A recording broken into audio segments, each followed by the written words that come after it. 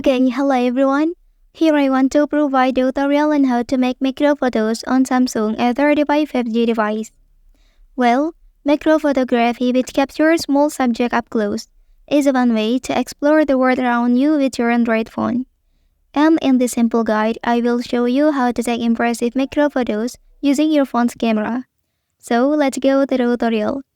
Step 1. Open your camera app. Start by opening your phone's camera. Most Android phones come with a built-in camera app that works just fine for macro photography. Step 2. Find macro mode. Look for a more option and select macro here. Step 3. Pick your subject. Choose something small and interesting to photograph. It could be a flower, a book, or even a coin. Step 4. Focus and frame. Move your phone closer or farther until the subject looks sharp and clear. Once everything looks good, press the shutter button to take the photo. Okay, that's the tutorial on how to make macro photos on Samsung A35 5G device.